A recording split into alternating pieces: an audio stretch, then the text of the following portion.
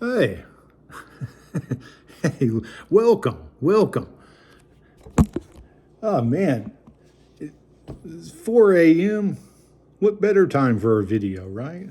Oh my God, this is gonna be a disaster. I already have the feeling. Yeah, so the title of this video is going to be Multimedia, Fate, and Elsie. The story starts back about, excuse me a minute, 3.5 years ago. A little background first before I get started. I was an engineer with the government. I was about 2 to 3 years outside of retirement. I had no social media contacts whatsoever. Had no Facebook, no YouTube, no Instagram, no TikTok, nothing. Zero. That was mainly due to restrictions for my job. I won't go into details. It's not really important. Life was good. It was before COVID. I had plans after when I retired. I was going to move from the East Coast to the West Coast, Seattle, Washington. No good reason for that. Really, I just never had been there, and I wanted to travel around the area, play golf, et cetera, et cetera. So, picking up the story now, that's a little background. I had a friend that called me about the same time, right before COVID. He and his wife lived a long way away from me, and it was hard to go see each other on vacations and that kind of thing. And he goes, "What you need to do is get on Facebook and Messenger, and we can, talk and have videos. It'd be as good as, a visit." I was, no, job and all that kind of stuff. So eventually, though, I did. I did sign up with Facebook, Messenger, and YouTube. I had just a plain, profile. I had just close friends, some special interest stuff that I had in science and billiards. I played in a pool league, and that was about it. I didn't really use it, to tell you the truth. It was just there, for him and some other friends. So then, a couple of months later, of course, COVID hits. In the area I was living in Maryland, and had strict restrictions. You couldn't leave your home. You only could go to the grocery store, and you had to wear the mask outside and in the grocery store. And that was the only place actually you could go. The work came kind of to a standstill. I was still getting paid, fortunately, but there was just nothing to do. Really, nothing to do. And so that led me to mainly use YouTube. I still had the Facebook, but I didn't have any friend requests or anything going on. I was using YouTube to listen to music. And it was blah, blah, blah, blah, blah. And, it was really interesting, really good. And one day, a couple of weeks, I think, into COVID, this little message came under, the next music video that said, "Have you considered living overseas, after you retire?" I'm like, no, no, I haven't. But, let me check it out. I went and looked, and the first one that came up was Portugal. And so I went and looked at the apartments and, the visas and all that kind of thing. So, kind of fast forward, it goes through like 10 countries eventually, and the Philippines, of course, comes up, sometime down the line. I became like, interested. I had no urge or anything to do any of this, but, it had to pass time. So I was looking at the Philippines, and they said, well, they spoke English, was, positive. The visa was very good, easy to get and, renew. and beautiful beaches and all that. So when I saw all that, I came enthralled with it. I was like, you know. And so the plan kind of changed in my retirement. I was still going to live in Seattle, but then I was going to take a trip to Japan for a week or so, and the Philippines for about a month, tour around on a bike, and then go to New Zealand also, and then come back home. And to make the determination about whether I would actually do it or not, you know. And so about when all this was going on, I got into the vlogs from people in the Philippines. They were stating, a lot of things, and it was numerous ones. Some of them I'm still, a subscriber to. One in particular, Filipina P. I was there really at the beginning of hers. And if you want to have a really nice little funny story, they had a challenge that she did when she hit a certain number of subscribers. And so she let the people submit, what she was going to do for the challenge. And so one of them was eating the little duck egg things. I forgot what you call them in the Philippines, but they're nasty. Apparently, some people really like them, some of them don't. And so I wrote this comment in there about Duck Lives Matter, the death of Daffy Duck. You really need to read it if it's still there. Really funny, really, really funny. I became, I used to call them rants. I became a big commenter on the videos, not just hers, but some other people too. All over the world, actually. There's OFWs in Hong Kong and I think over in Europe also. It was really enjoyable, actually. It was past the time, and it was really, really creative, actually, with what I was doing back then, because I had nothing else to do.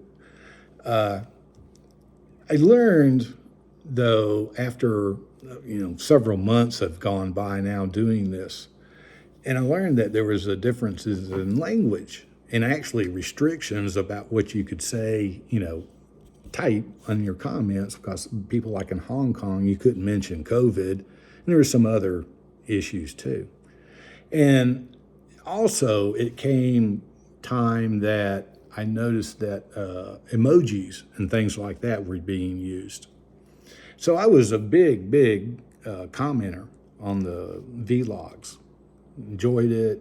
I think it was, fun to do and all that kind of stuff. And I actually ended up supporting monetarily some of the vloggers until they got monetized, and then I would drop out usually. Excuse me. So, with that little plan in mind, Seattle, Japan, Philippines, and New Zealand, and looking at the vlogs and that kind of thing in the Philippines, I was kind of interested. My mindset at that time was like, this would be a stupid idea to live in the Philippines or anywhere else. And I'm not putting down the Philippines, but to leave the USA to go there seemed kind of harebrained at best to me. And I pointed that out in a lot of comments.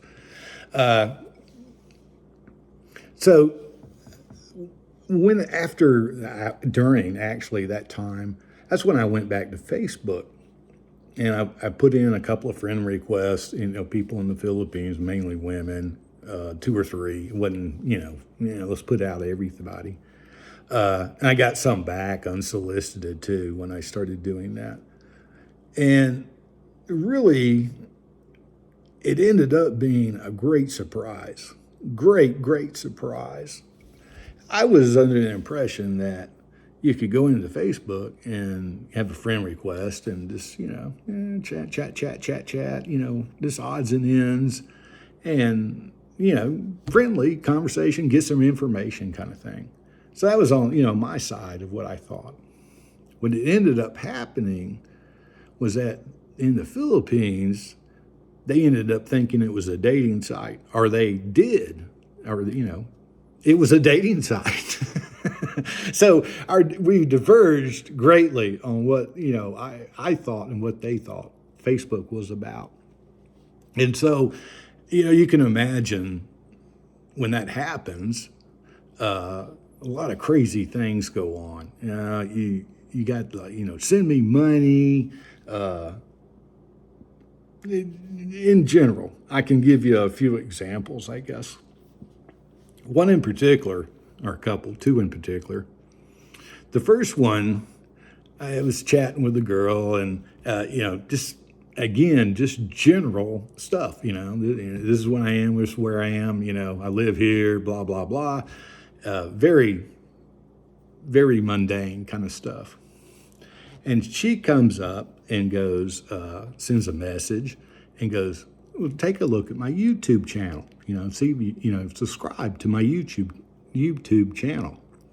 Okay, I'll check it out. I went and looked.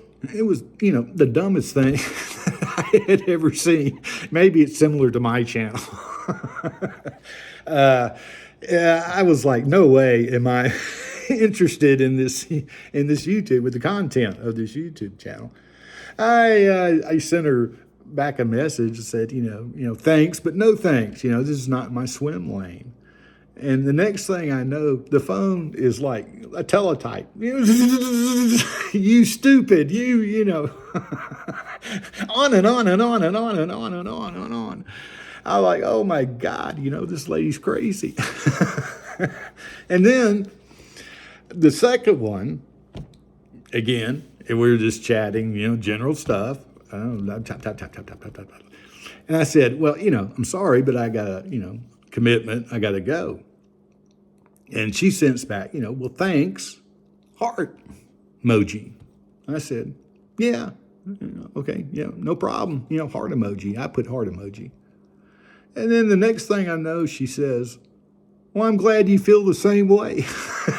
I'm like, the same way as what? I didn't know what she was talking about.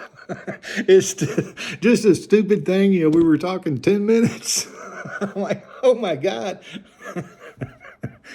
After getting numerous amounts of these types of emails, I mean, not emails, but the chat messages, I was like, this is dumb. This is not for me.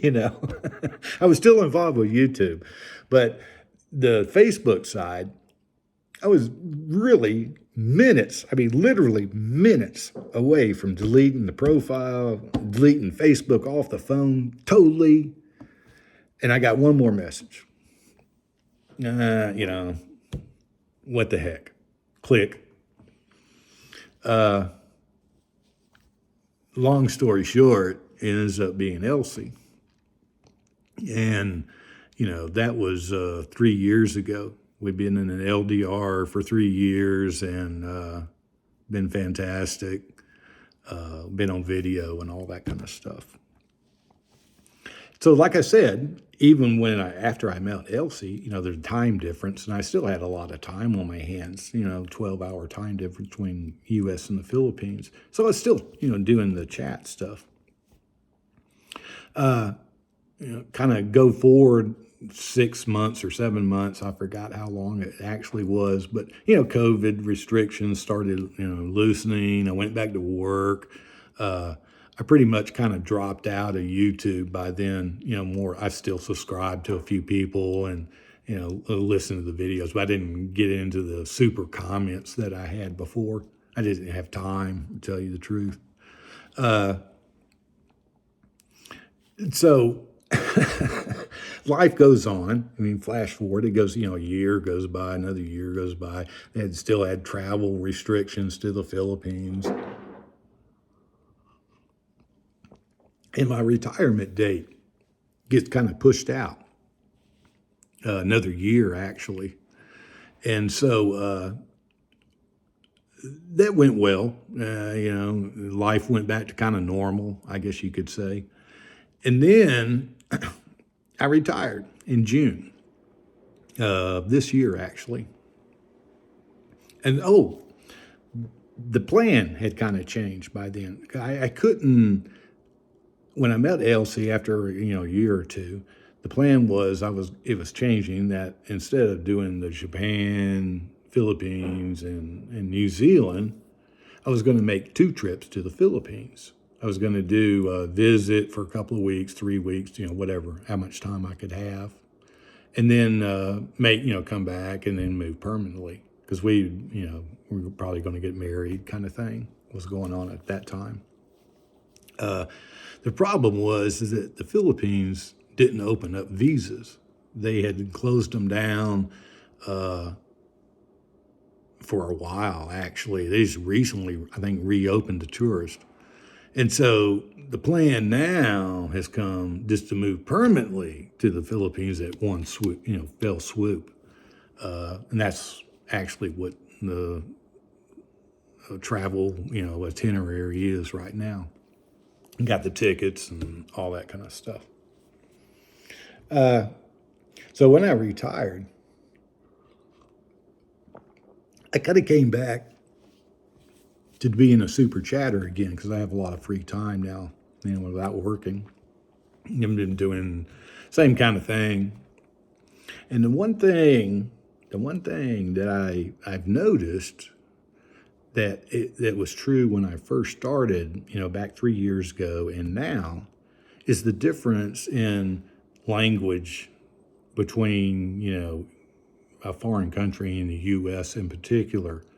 And that, goes for like emojis and all that other kind of stuff that you can put in chat messages and live streams and that sort of thing. So this was all kind of circling around my head. I was like, well, this is kind of interesting, because it creates problems when communication, especially with people, when you mean something and they think you mean something else. Really, yeah, it was a big problem sometimes. So like I said, this was all kind of spinning around my head. And I said, well, I'll ask Elsie. She's Filipino. She's been on Facebook for 3 years, and the Messenger for 3 years. What better person to ask about all this? So she calls up. Actually, it was 5, 6, 7 hours ago, and I asked her. I said, "When did you know that I was the one? For you?" Because we were just on Facebook, hadn't met in person, we were just on Facebook. And she goes,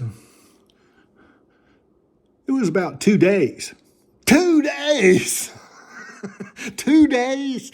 You knew that I was like the only one for you and, all that kind of stuff. 2 days! I said, what did I say? What did I do, to make that happen? She looks in the camera and she goes, you replied to my chat. What? What? 2 days and I replied to your chat and you knew I was the one? I'm like, oh my God. What are you, dumb or something?